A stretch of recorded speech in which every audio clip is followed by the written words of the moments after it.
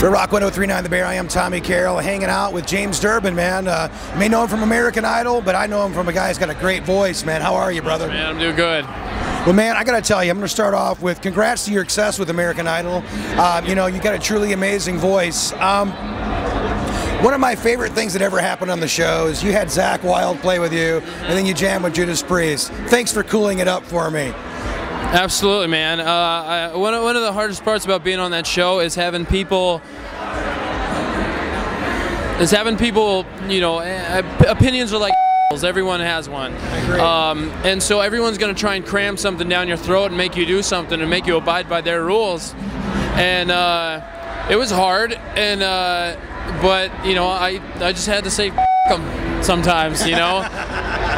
It's hard to stare Jimmy Iovine in the eyes and just tell him, no, I'm not doing that. I'm gonna do it my way. He wanted me to sing he wanted me to sing Pinball Wizard. I was like, you know, I'm not, you know, the Who is the Who, you know, I wanted to do Sammy Hagar. Yeah. So I did, and to put matters into my own hands, I got Zakk Wylde. I used whatever lifelines I have and got him on the show. I actually used Chris Jericho. Yeah, yeah. And Chris got him on, and Zakk actually thought that he was playing on Dancing with the Stars, because Chris was on Dancing. So Zakk gets to the studio, they film at the same location, Dancing on one end, Idol at the other, in the same building. And Zakk walks in, he's like, oh, he sees American Idol, he's all, what the am I doing here? But hey, man, it was fun. And Zakk's an awesome guy. I saw him at Golden Gods, gave me a big hug. And it was great. I mean, same with Priest. They're awesome guys. I mean, I have Rob Halford's phone number in my cell phone. Never thought that that would ever happen. How cool is that? I mean, and to me, when I first saw you sing on there, I goes, God, this guy's got the note, man. I mean, and not just that, you got soul. Thank you, man.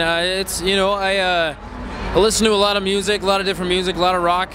You know, just from the ages, Humble Pie, Steve Marriott. It just got inducted in the Rock and Roll Hall of Fame. Actually, you know, Zeppelin, Queen.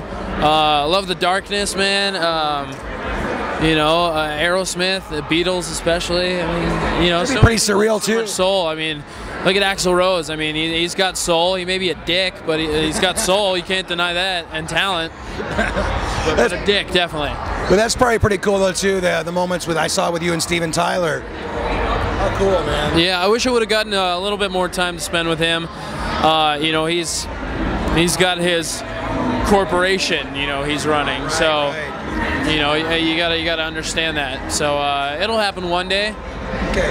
Well, enough about that stuff. Let's talk about the album Memories of a Beautiful Disaster. Tell me about the title, and we'll talk about some of the music after. Yeah, the title's basically about looking back on moments of my life that at one point I thought were disasters, but to now look at them and see the beauty and the pain, because it makes me who I am today, and I never want to change that. You know, we make mistakes in life, but it makes us who we are. It makes us better. We learn from them. You know, it's really all about where I was at the time. I'm not so much thinking about the past anymore. I'm really just thinking about today. Not even thinking about what happens tomorrow. Just today, you know, in the now. You know, in the now. You got to work with one of my favorite producers, Howard Benson. He's worked with so many greats, and that had to be a great experience too, because he's more in your strike zone, I believe. Mm-hmm. Yeah, Howard's awesome, man. He really put a spin on the record, and he gave it the sound that it has. You know, it's awesome. It was great to work with him. He's an awesome guy. You know, you guys, you brought in some writers. You did some writing. You got to work with Mick Mars, the Motley Crue. How cool! Come on, tell me about that. That was awesome, man. Mick Mars came in the studio. Studio doors here, bathroom doors here. I was walking out of the bathroom and he was coming in, and we just meet there. I'm like, Mick, good to see you again, man. And he was so stoked, and it was just awesome to watch him do his thing and watch him get his tone and everything, and then just to lay it down. It was awesome. So that song's that's the song Outcast. Yeah, yeah. And it was a co-write with myself, Mick, and Hardcore Superstar. Yeah, yeah. From Sweden.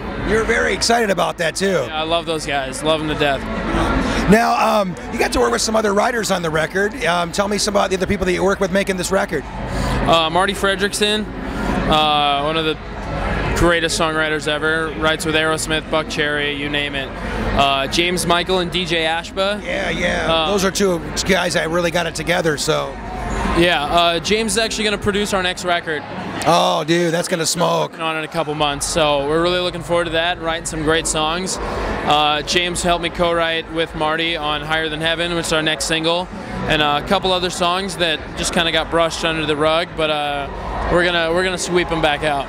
Now, when you guys did the record, did you guys bring in some hired guns, or are some of those guys in your touring band? For the most part, it was hired guns. We didn't really get a chance to audition many of the guys.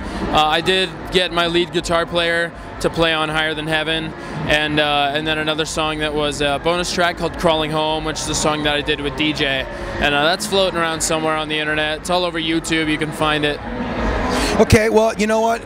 You've got a great gift and a great ability, and one thing I want to compliment you from being on the show and where you are now, and I believe where you're going, is you got a few health things, but to me, I loved how your talent and your drive and ability, you superseded that. I found it very inspiring. Do you have fans coming to you going, wow, you know, that inspired me to do something? It really does. And that's the cool part about it, you know, for whatever celebrity I have from being on TV, is that I can use it for a greater purpose, and I can tell people that, yeah, it's possible. You can live your dream too.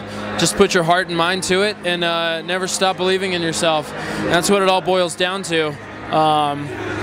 You know, I wish that there was a more rock and roll way of putting it, but you know, don't stop believing. All right. James Durbin's got a great new album out. Go see this guy, get his record. I believe we're going to be hearing a lot more from a gentleman with a very talented voice, a lot of passion, a lot of soul. Thank you so much, James. Hey, man, appreciate it.